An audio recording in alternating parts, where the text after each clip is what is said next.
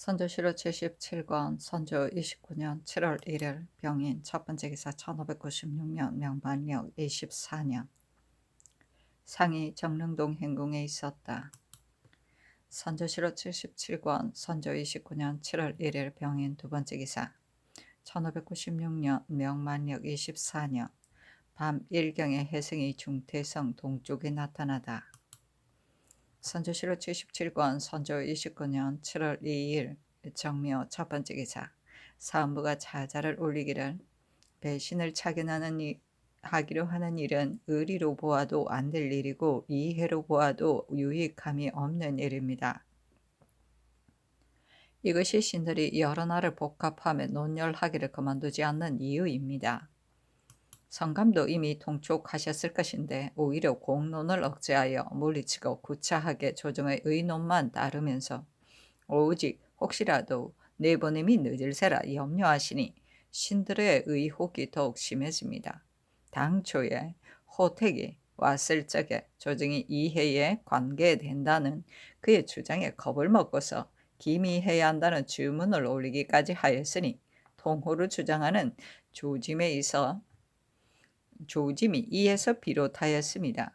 지난 일은 할 수 없거니와 앞으로의 일은 잘해 나갈 수 있는 것인데 어찌 깨닫지 못하고 고집만 부려 재차 오류를 범할 수 있겠습니까?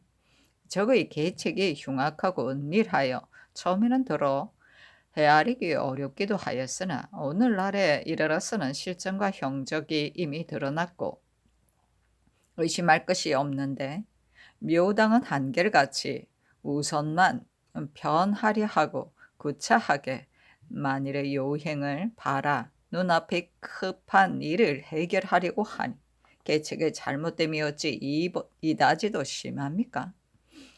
한 장의 봉서와 두 사람의 배신으로 어찌 적들의 욕심을 만족시켜 환란을 방지할 수 있겠습니까?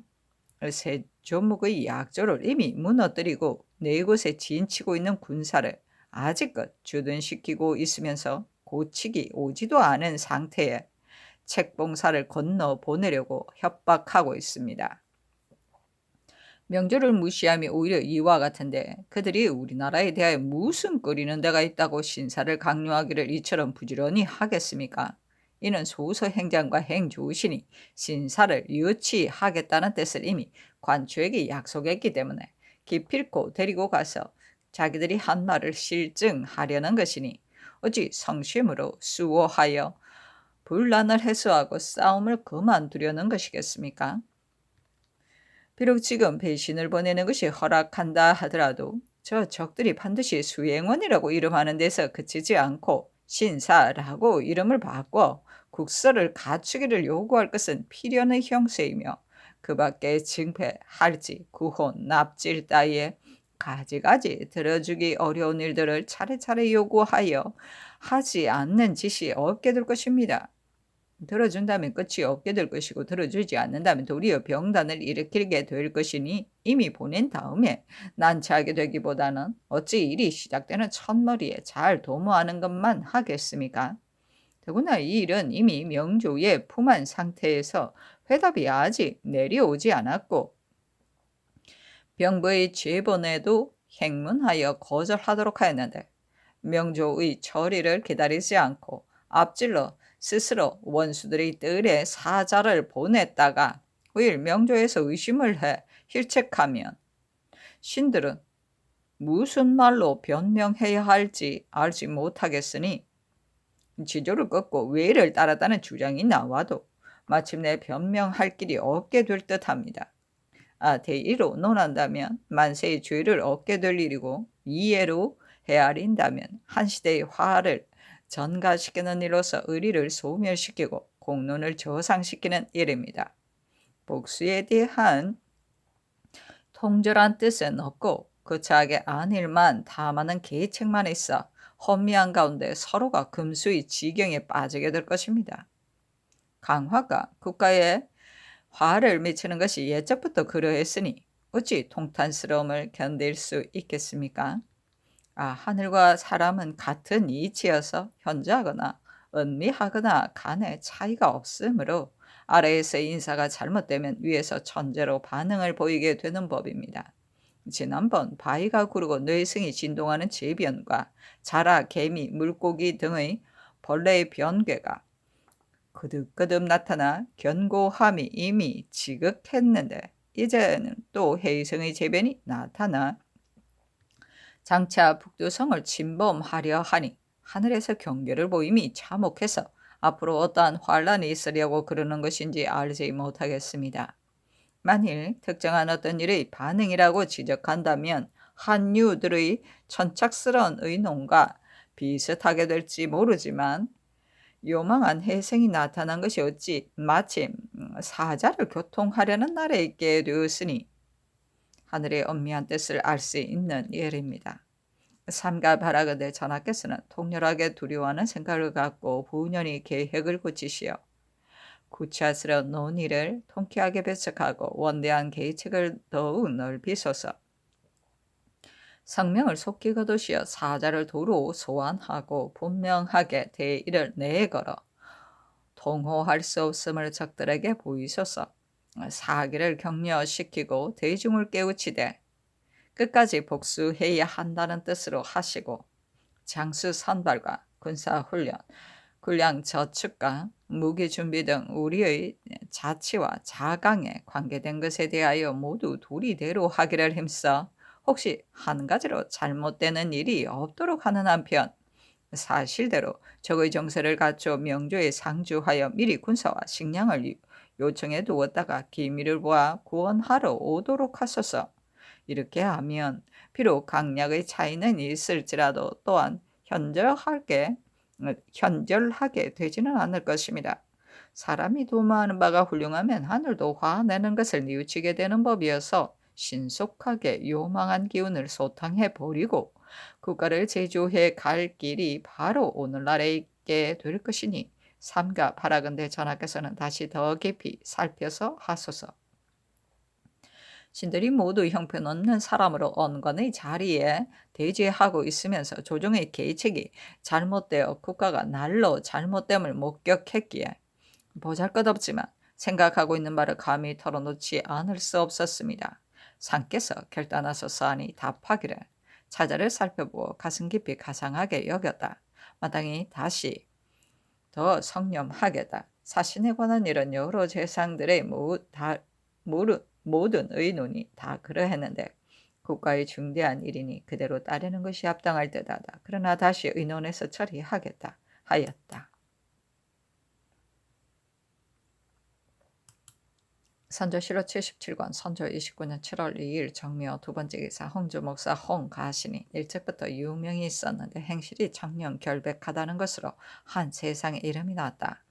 홍주 목사의 제수되자 마음을 다해 방수했는데 외적의 변란이 홍주성에 박도했을 때에는 군사를 풀어 요격하여 외적이 무너져 흩어지게 함으로써 호서의 한 지역이 이를 힘입어 안전하게 하였다. 상수하였다. 그 대략에 이번에 갑자기 4월 16일자에 구원하는 전제를 받들건대 대서 시민들로 하여금 환란이 있게 된 연유 및 회복시킬 계책과 성상께서 실수하신 일 및 민생들의 질고에 관한 극력 진달하도록 허락하시면서 끝에 발언이 비록 중도에서 벗어난 것이라 하더라도 또한 장차 반갑게 여기며 체납하겠다 하셨으니 상의 말씀이 참으로 훌륭합니다. 이야말로 바로 위태로움을 반전하여 안전하게 하고 재앙을 해소하여 상스러움을 가져오게 하는 하나의 큰 기회라 하겠습니다. 오늘의 변고가 이미 극도에 달하고 하늘의 마음도 달갑게 여기지 않음이 더욱 심해짐으로써 놀랍기만 한 비상한 재변이 겹쳐 나타나고 잇따라 발생하여 심지어는 대궐 문에서 향축을 받는 날 사람과 말에게 벼락을 치는 변이 있기까지 했습니다. 이는 또 역대 있지도 않은 일로 전하께서는 마땅히 경고하고 긍척하시면서 하늘의 노여움을 돌려 사람들의 마음을 위로할 계책을 도모해야 할 것으로 단지 지난날처럼 엉성하고 답답하게만 해서는 안 됩니다. 신은 우선 성지에 하문하신 일에 관하여 논하겠습니다. 신이 삼가 성질을 읽어보건대 원수는 기필코 갚아야 하고 내정을 닦는 것이 시급한데 와신 상담하고 갚고 면려하는 뜻이 혹 그럭저럭 안일만을 도모하는 대로 돌아가 버리는 것이 아닌가 하였습니다. 신은 듣건대 천지처럼 한이 없는 원수를 갚으려는 사람은 천지처럼 한이 없는 원통함을 잊어버리지 않고서 음식과 거처의 자봉을 모두 평소와는 아주 다르게 해야 한다 했습니다. 부차가 와신 상담하고 출입 상호한 것이 바로 이러한 것인데 이렇게 한다면 사람들의 마음을 감동시켜 이루어지지 않는 일이 없게 되는 법입니다. 전하께서 환도하신 처음에 자모신료들을 인접하여 문답하시기를 게을리하지 않으시며 지난날 연한의 해독을 경계 삼고 앞으로의 수양할 정책을 도모하시는 듯 하는데 날이 가고 달이 바뀌게 되면서 점차로 완개하게 되어 깊이 대내에만 계시면서 아름다운 옷과 좋은 음식에 친압하는 사람은 부시들 뿐이었습니다. 한 달 동안 겨우 몇 번 경련에서 시사한 적이 있었지만 간관들은 개옥하는 도움이 없었고 간신들은 간하여 바로 잡는 의리를 잃어버렸으니 상하가 시들해져 고무시키는 사업이 진작되지 않고 있습니다. 이와 같이 하면서 그와 같은 소원을 바란다면 불공대천의 원수를 갚을 날이 없을 듯하니 전하께서는 마땅히 이 점에 대하여 통렬히 반성하셔야 하겠습니다. 삼가 성질을 읽어보건대 효도하려는 심정이 간절해야 하고 선조를 받드는 예의가 엄격해야 하는 법인데 상로가 내리고 나면 그 슬프게 사모하게 되는 심정이 도리어 겸손하여 자책하는 일에만 빼앗기고 있는 것인가 하였습니다. 신은 듣건대 공자는 내가 제사에 참여하지 않으면 제사하지 않은 것 같다 하였습니다. 효자가 선조를 받드는 도리는 부득이한 변고가 있지 않으면 직접 제사를 집행하여 선조가 그 자리에 계신 듯 하게 하는 정성을 다하지 않을 수 없는 법입니다. 하물며 이번 변고가 있은 뒤로 조종을 타어한 방들이 남김없이 불타버려 놀란 조정의 홀령이 정처 없이 방황하고 있을 것인데 전하께서 환도하신 지 이제 이미 여러 해가 되었는데도 종묘 제사에 아직 한 번도 침림하지 않으셨으며 군신들 중에 또한 일찍이 이 일을 들어 말을 하는 사람이 있었는데도 전하께서는 오히려 종묘 문에 들어가 조두를 친히 차리는 것을 윤허하지 않으셨습니다. 이는 비록 전하께서 스스로 겸손하시는 지극한 뜻에서 나온 것이기는 하지만 정리에나 예도에나 모두 건가할 데가 없는 일입니다. 그런데 하늘에 계시는 조종들의 영혼이 나도 후손이 있다고 하려 하시겠습니까? 오늘날의 일은 다만 마땅히 자신의 애통한 심정을 품고서 더욱 추원하는 이 일을 다하면서 착하게 하기를 스스로 힘써 후일 기피고 이 적을 섬멸하고 기필코 이 원수를 갚기로 기약하여 원릉의 통분함을 쾌하게 씻고 종사의 천조가 거듭 이어지게 해야 하니 이것이 곧 전하의 큰 효도인 것입니다. 그 과하게 스스로 겸손하는 소소한 예절로는 조정들의 마음을 위안하거나 후세의 공로를 면할 수 없을 듯 싶으니 전하께서는 마땅히 이 점에 대하여 청렴하셔야 하겠습니다. 삼가 성질을 읽어보건대 궁중의 일을 언제나 음숙하고 근신하게 하려고 하시지 않는 것은 아니지만 반년에 따라 사정으로 청탁하는 길이 혹시 있는 것인가 하셨습니다. 신이 듣건대 궁중이란 임금의 집이다 하였습니다. 세상의 임금으로서 그 누가 그의 가도를 바로잡아 내외의 구분을 엄격하게 하고 사정으로 인한 은혜를 건절하여 자신의 덕에 해가 되고 자신의 정치에 방해가 되지 않도록 하려고 하지 않겠습니까? 그런데도 마침내 그의 뜻대로 되지 않는 것은 자신의 덕이 잘 닦여지지 못하여 명령하는 바가 자신이 좋아하는 것과 반대되기 때문입니다. 성탕은 성인이었지만 오히려 여알이 성행하는 것과 포저가 나아도는 것이 가뭄을 가져오는 이유가 됨을 두려워했었는데 하물며 성탕만 못한 사람이겠습니까?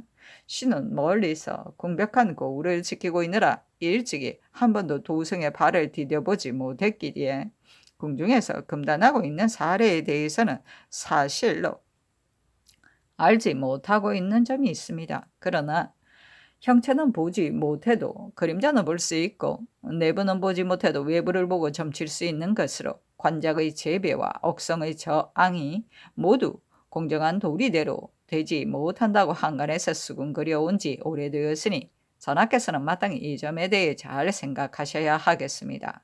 삼가 성질을 읽어보건대 편패의 부류들에게 모두 법대로 하도록 하려고 하지 않는 것이 아니지만 기묘한 짓을 하여 잡다하게 들어오고 있는 폐해가 혹시 그 사이에 행해지는 것인가 하셨습니다.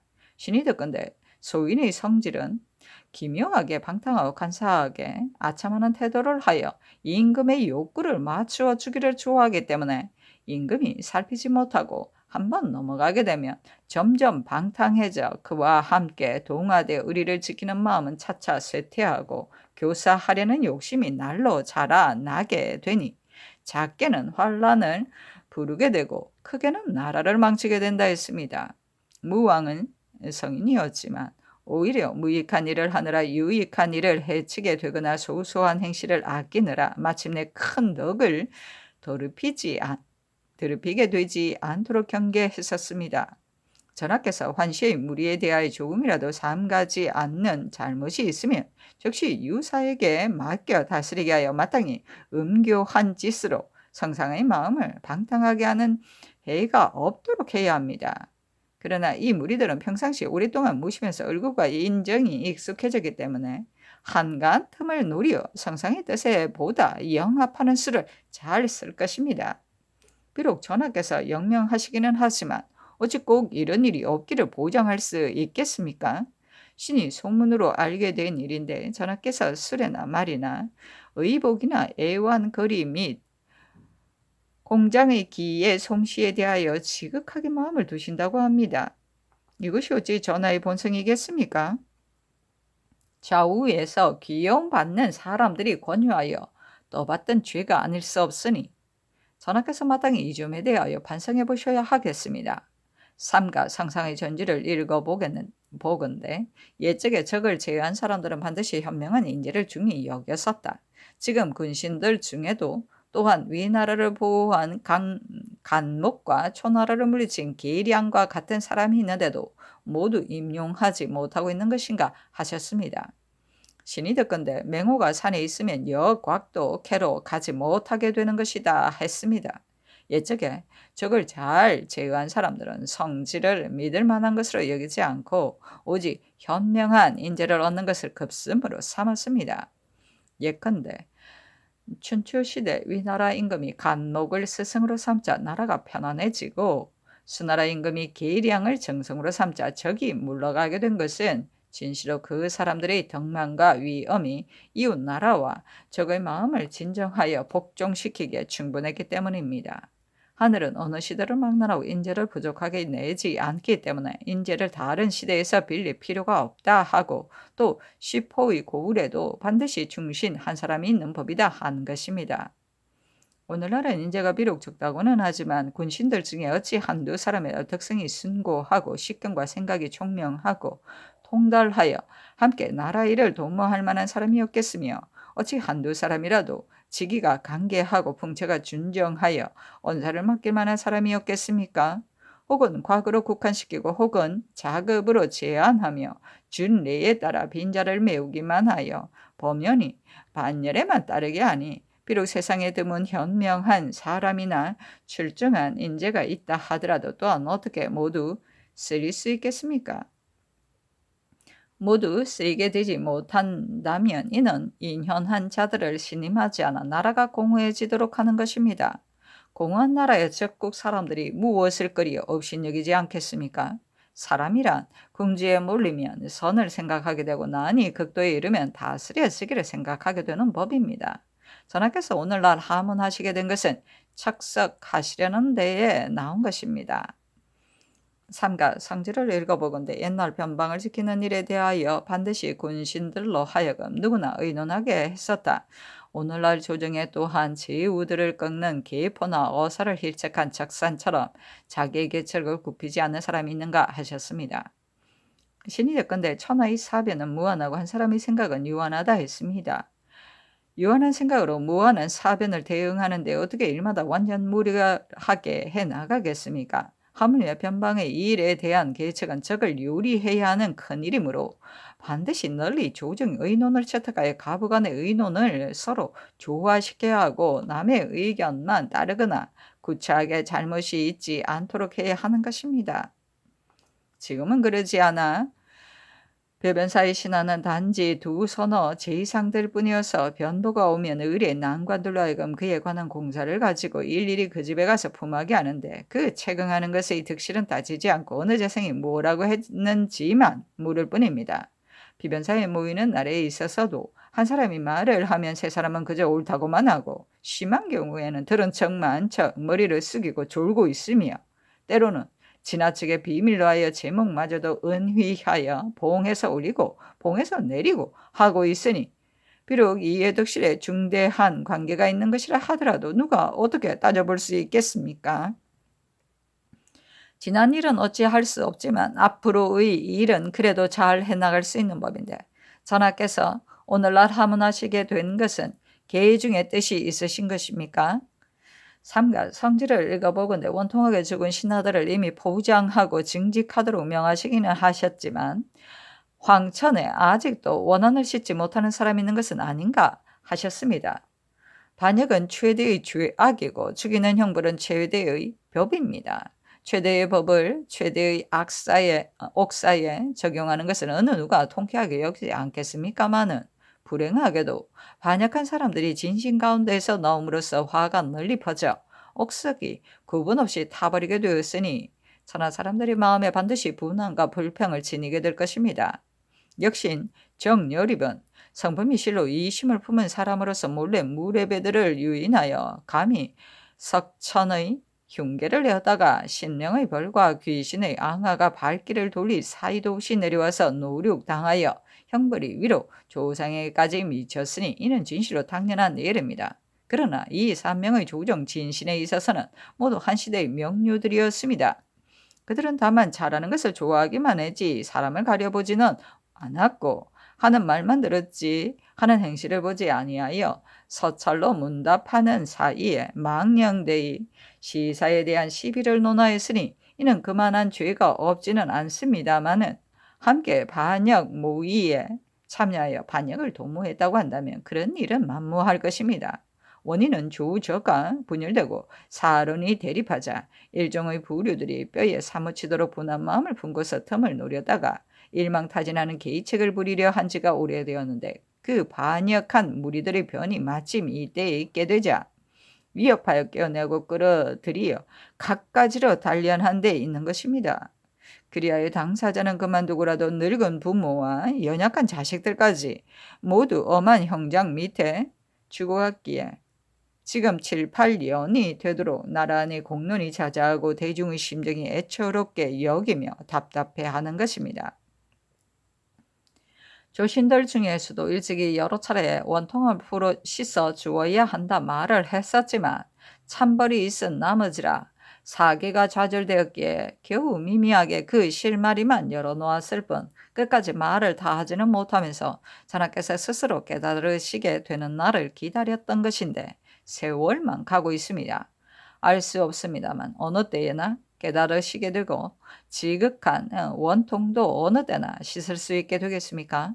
전하의 마음이 어찌 최영경 벼슬한 사포이고 진주현 사람이다. 살림에서 지금의 행실이 고결하고 지조가 신고함으로 온 마을 사람들이 그의 덕을 관망하며 심취했었는데 간신히 여우로에 있으면서 역적의 무리로 모함하여 통한을 안고 죽게 되자 온 나라 사람들이 지금까지 원통하게 여겼다. 그에게 있어서는 밝고 이 사람에 대해서는 어두운 것이겠습니까? 이는 진실로 좌우의 제신들이 어느 이런 곡절을 잘 갖추어 면류 앞에 주다라는 사람이 없었어입니다.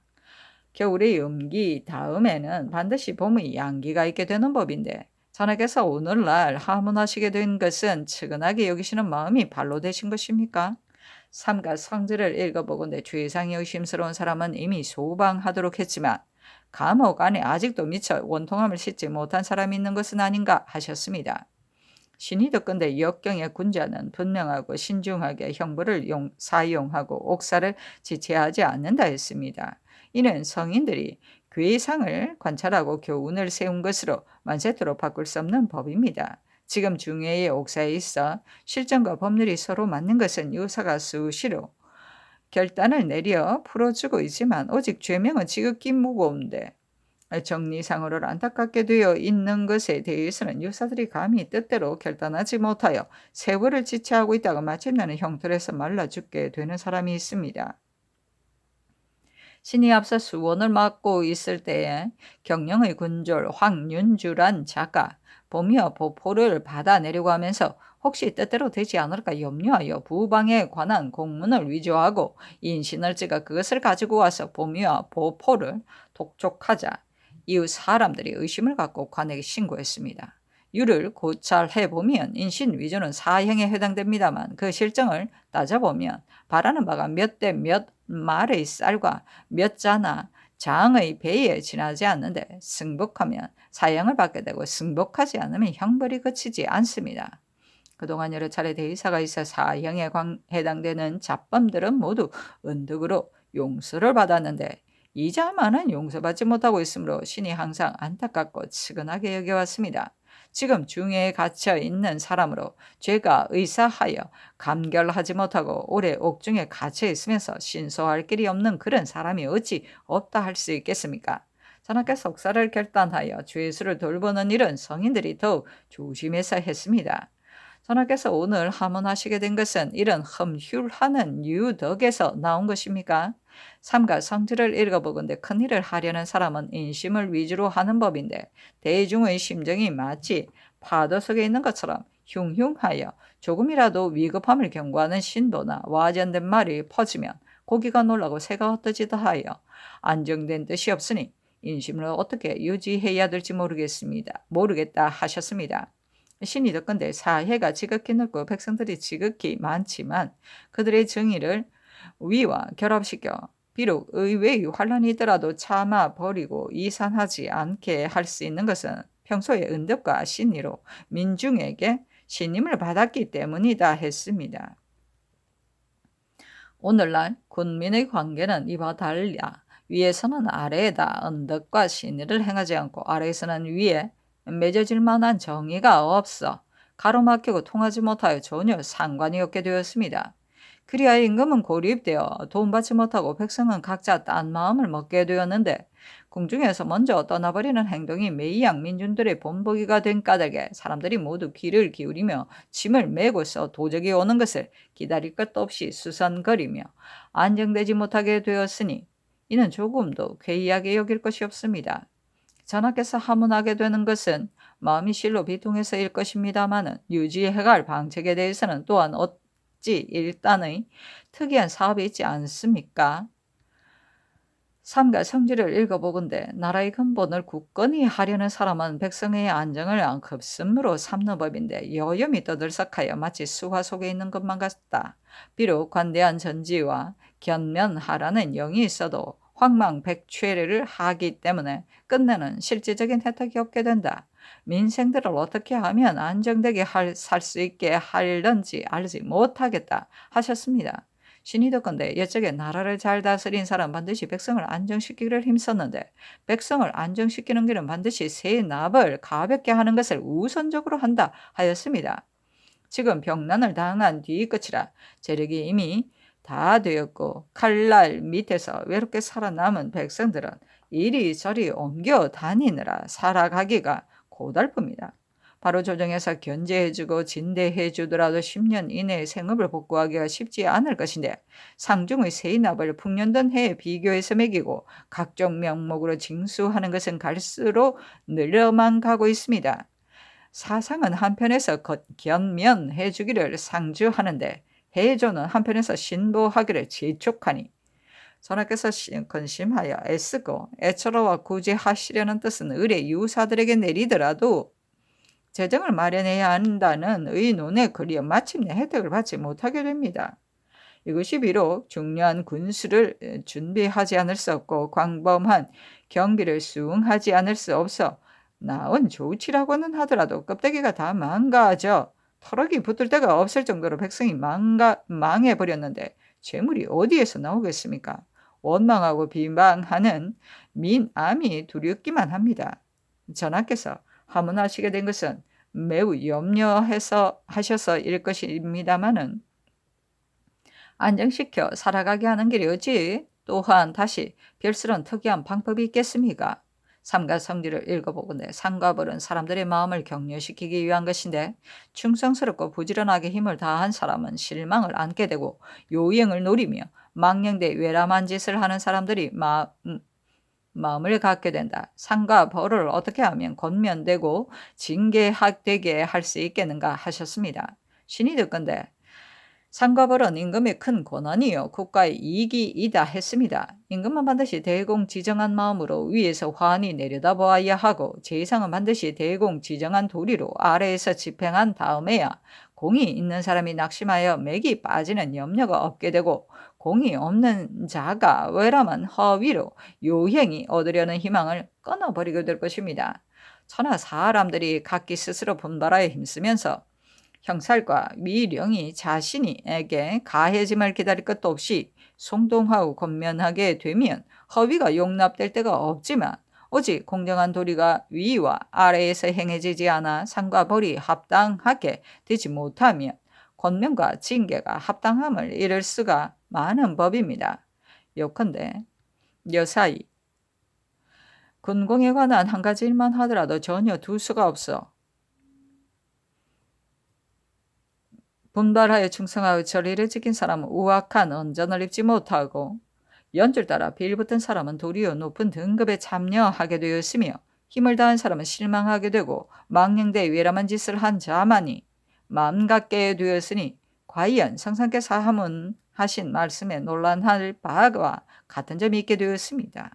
삼가 성질을 읽어보건대 기강은 사기를 진작시키기 위함인데 간사한 짓을 하여 주의가를 범한 자도 요행이 면하게 되고 군기를 그르치고 이를 망친 자도 보존하고 있다. 어떻게 하면 기강이 어지러워지지 않겠는가 하셨습니다. 신이 듣건대 국가에 기강이 있으면 사람에게 맥이 있는 것과 같은 것으로서 맥이 병들면 비록 사지가 아무 탈이 없어도 믿을 수 없는 것이요 기강이 어지러워지면 사이가 비록 아무 일이 없어도 자랑할 것이 없는 것이다 했습니다.